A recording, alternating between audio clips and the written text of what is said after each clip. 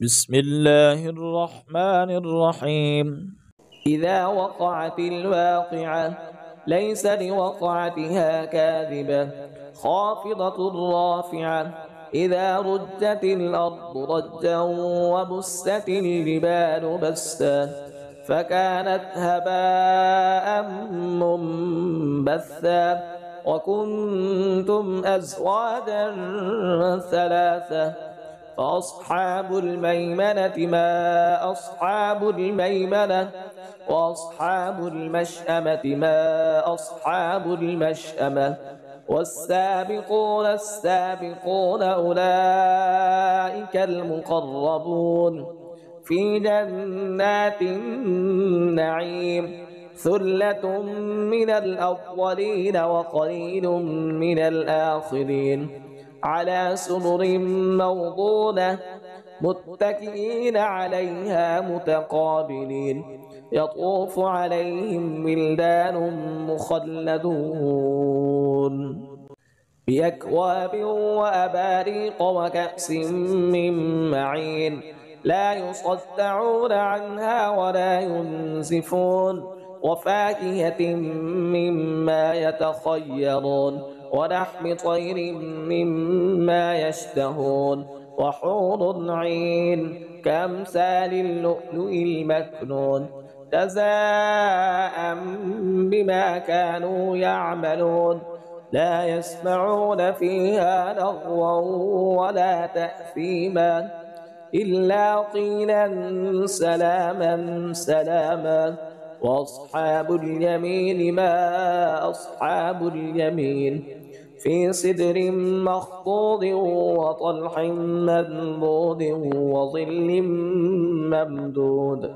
وماء مسكوب وفاكهة كثيرة لا مقطوعة ولا ممنوعة وفرش مرفوعة إنا أنشأناهن إنشاء فجعلناهن أبكارا عربا أترابا لأصحاب اليمين ثلة من الأولين وثلة من الآخرين وأصحاب الشمال ما أصحاب الشمال في سموم وحميم وظل من يحموم لا بارد ولا كريم إنهم كانوا قبل ذلك مترفين وكانوا يصرون على الحنث العظيم وكانوا يقولون أئذا متنا وكنا ترابا وعظاما أئنا لمبعوثون أو آباؤنا الأولون قل إن الأولين والآخرين لمجموعون إلى ميقات يوم معلوم ثم إنكم أيها الضالون المكذبون لآكلون من شجر من زقون فمالئون منها البطون فشاربون عليه من الحميم فشاربون شرب الهيم هذا نزلهم يوم الدين نحن خلقناكم فلولا تصدقون أفرأيتم ما تمنون أنتم تخلقونه أم نحن الخالقون نحن قدرنا بينكم الموت وما نحن بمسبوقين على أن نبدل أمثالكم وننشئكم فيما لا تعلمون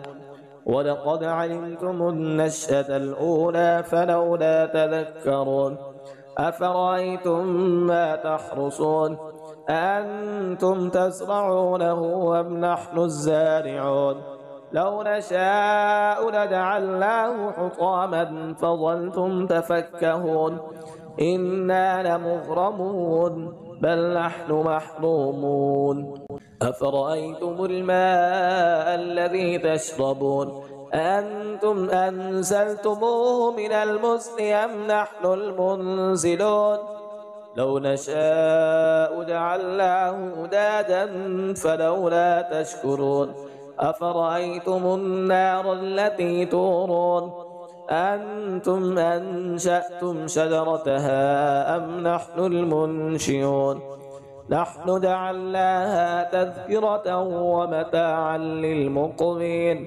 فسبح باسم ربك العظيم. فلا أقسم بمواقع النجوم وإنه لقسم لو تعلمون عظيم. إنه لقرآن كريم في كتاب مكنون لا يمسه إلا المطهرون تنزيل من رب العالمين. أفبهذا الحديث أنتم مدهنون وتجعلون رزقكم أنكم تكذبون. فلولا إذا بلغت الحلقوم وأنتم حينئذ تنظرون ونحن أقرب إليه منكم ولكن لا تبصرون. فلولا إن كنتم غير مدينين ترجعونها إن كنتم صادقين. فأما إن كان من المقربين فروح وريحان وجنة نعيم. وأما إن كان من أصحاب اليمين فسلام لك من أصحاب اليمين. وأما إن كان من المكذبين الضالين فنزل من حميم وتصلية جحيم. إن هذا لهو حق اليقين. فسبح باسم ربك العظيم.